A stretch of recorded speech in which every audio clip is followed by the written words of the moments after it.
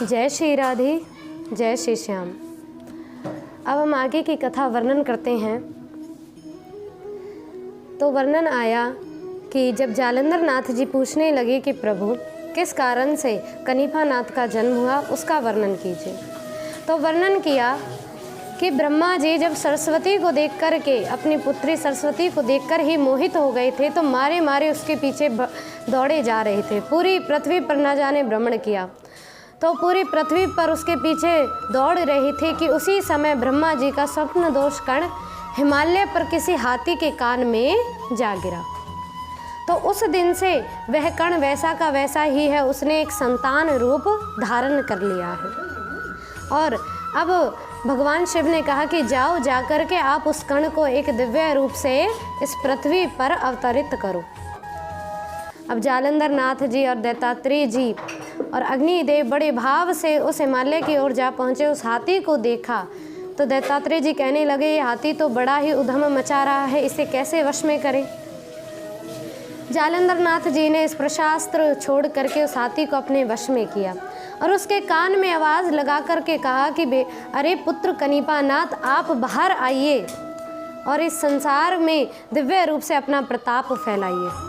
कनिपा नाथ जी सुनकर के प्रसन्न हुए और जैसे ही बाहर निकले तो कहा कि तुम हाथी के कान से प्रकट हुए हो, इसलिए तुम्हारा नाम कनिपा नाथ रखा जाएगा। अब तो कनिपा नाथ जी को ले जाकर के बद्रिकाश्रम में अब बद्रीनाथ के दर्शन कराए और दर्शन करा करके प्रार्थना करी। तो भगवान शिव ने कहा कि इन्हें सब विद्याओं को सिखाओ और इन्हें देवताओं से भी वरदान दिलवाओ। 6 महीने तक कनिपा नाथ को जालंधर नाथ जी विद्या सिखाते रहे।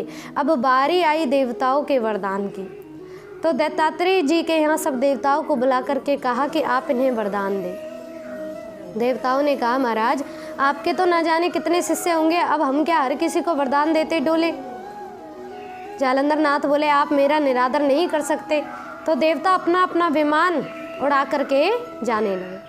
जालंधर नाथ जी को क्रोध आया और क्रोध में आकर के उन्होंने ऐसा अस्त्र छोड़ा कि देवताओं के विमान उलट पुलट हो गए। जालंधर नाथ जी ने मोहिनी अस्त्र का प्रयोग किया तो सभी देवताओं के आगे ऐसी मोहिनियाँ प्रकट हो गई कि देवता मारे मारे उनके पीछे दौड़ने लगे। कनिपा नाथ को इशारा किया तो कनिपा नाथ ने उन मोहिनियों को फिर वस्त्र पहना करके आलोपित कर दिया। अब देवताओं को पश्चाताप हुआ कि हम कैसी बड़ी भूल कर बैठे और जालंधर नाथ जी के चरणों में आकर के प्रणाम किया कि प्रभु क्षमा करें, आपको जो वरदान चाहिए हम आपको वही वरदान देने के लिए तत्पर हैं।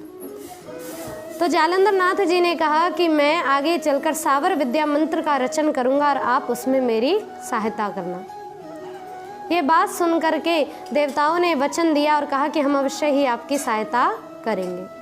देवता अपने अपने विमानों में बैठ कर के जाने लगे और इधर 6 महीने तक नित्य कनिपा नाथ और जालंधर नाथ भगवान शिव के बद्रीनाथ के दर्शन किया करते। और बद्रिकाश्रम से अब आगे की ओर क्या लीलाएं करते हैं जालंधर नाथ और कनिपा नाथ जी, ये हम अगली वीडियो में बड़े ही दिव्य भाव से वर्णन करेंगे। तो आशा है आप सभी ऐसे ही दिव्य कथाओं को श्रवण करते रहें, आनंदित रहें। जय श्री राधे, जय श्री श्याम।